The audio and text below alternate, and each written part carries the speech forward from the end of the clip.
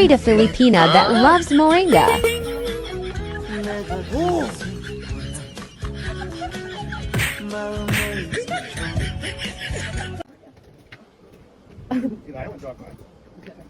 So ito po yung bahay sana namin dati na hindi natuloy dahil nagka-problema.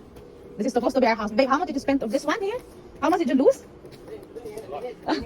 A lot of money. So this is actually our moringa. He actually planted this. Oh, babe, I guess that's not how you're gonna get it, you know? Let me show you. That's how you get. They grow back. Yes, they grow back, but it would take long. But that's not how you're gonna. And I become everything.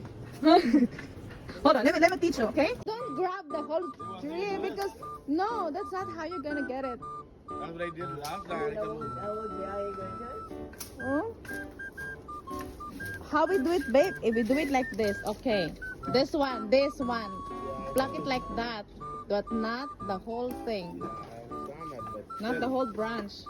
Yeah, but it Because- take too much time. It won't take too much time.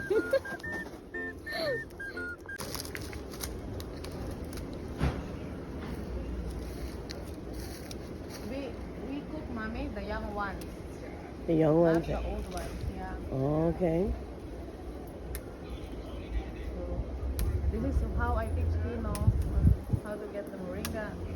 Mm-hmm. But he just keep grabbing everything. Just grab the whole branch. Yeah, so fine with this. Okay. Thank you, mommy.